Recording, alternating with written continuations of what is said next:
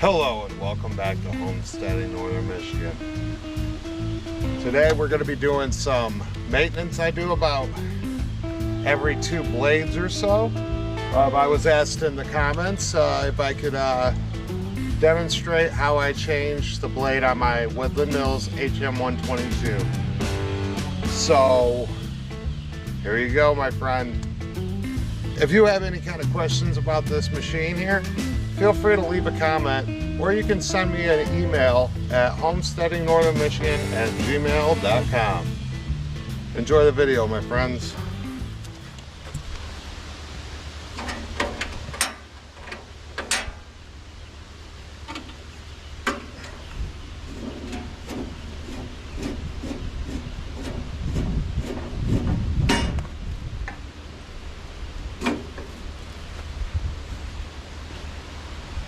So as you can see, we got a little bit of some dust, some wood shavings, and even a little plastic from some PVC pipe I cut.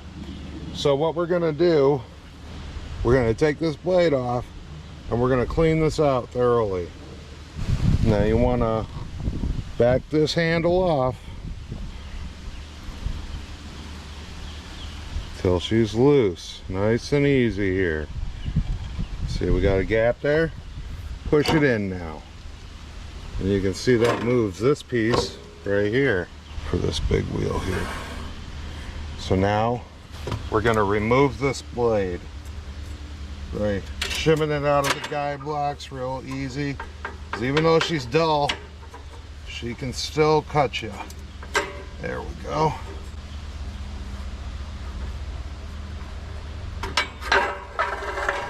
Out of here. There we go. Now we'll put this to the side. I will resharpen this eventually. Probably about the time I run out of new ones. And what I like to do next is I'm going to take and just clean the wheels off, because that's where I'm going to be working next. So just knock that stuff off. This is real fine powder, but you see how it's all in the bearing there? Let's get that out of there.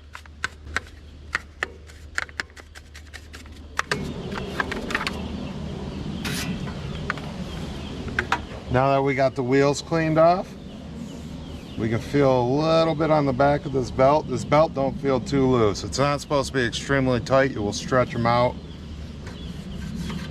So what we're gonna do now is I got a little old piece of sandpaper. And all I'm gonna do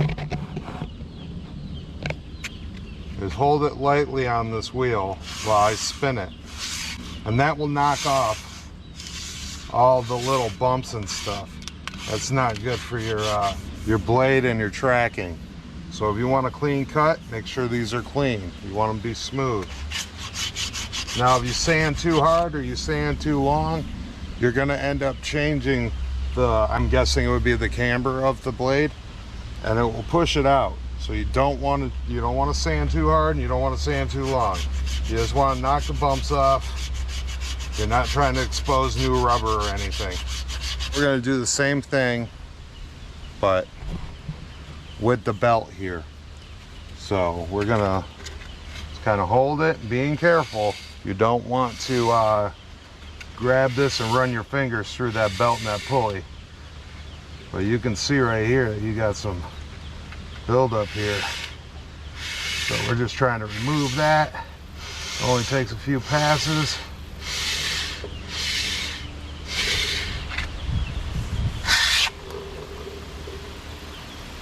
All right, now we're going to clean up everything else here. Now we're done with the wheels. Make sure these guide blocks are clean. It's important. There we go. You can see that I didn't wear into the new rubber, but she is smooth. Get a better look over here. And you can see how she's had little bumps of wood on there. Same thing with the belt here. That's all done up. So it'll ride nicely.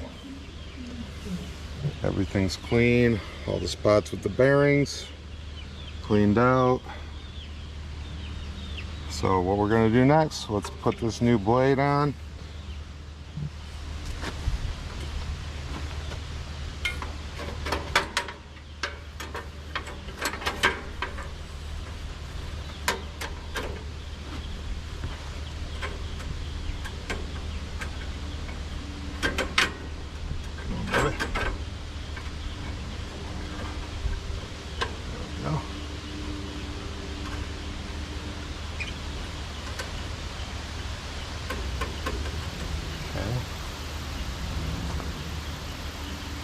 So what I do at this point is I'll tighten it down to where it starts grabbing. I can feel the tension, and I will slowly rotate it, watching how this blade tracks on these wheels. You don't want it coming off. So you rotate, everything's looking kosher. So we're gonna keep spinning it. I should go this way. Way to go. Now we're going to tighten this down. Now you see this does have the welded nut, so you can put a torque wrench on it, but these have a springed washer in this model. I'm pretty sure all the Woodland mills has a springed washer, so you just turn it. You see that closing up, this gap right here? That's going to close all the way up to where it's flush, and that's how you know she's tight. So I took a couple turns, and what I'm going to do is I'm going to give this another couple rotations here. Everything's looking great. All right, and we're going to finish cranking her down. And we want her to be flush. We don't want her to protrude out any, and we don't want it in anymore because we don't want to stretch our blade out. So here we are flush, and you can feel it, you can see it really easily. It's absolutely lovely how they did that. So here we are, we got our blade on here, we got her cleaned off, we have our bands cleaned, and everything is tracking perfectly fine. So you don't have to worry about anything catching the blade or anything like that. We take and we test, and we're feeling how far back these bearings are, and if they're touching on the back, our adjustments are good, and they are. Same with here. As far as my up and down play, they feel within spec. There's no need to adjust them. If you want to, you take these little Allen heads, you loosen them up on both sides, upper and lower, and you just kind of squeeze them together. Some people like to put like a thin piece of paper in between them. I just loosely hold them and tighten them down. If there's going to be any kind of friction or anything, that'll wear off within the first couple minutes of cutting. So next what we're going to do is we're going to close this up, screw it up, top her off with gas, and then let's make a test cut, shall we?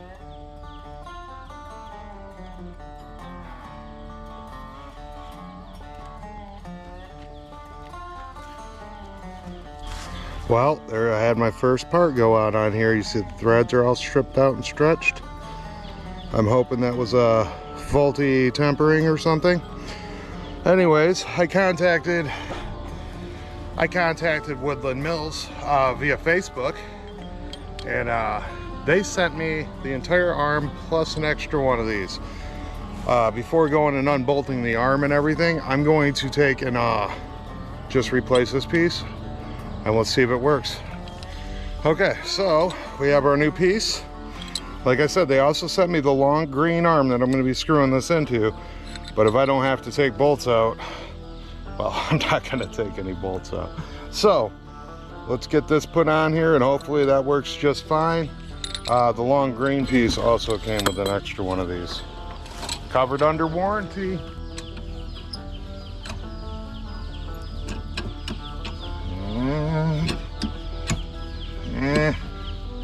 No, I don't think so.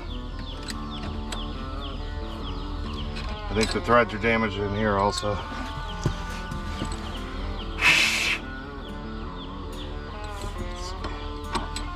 See, they were just clogged.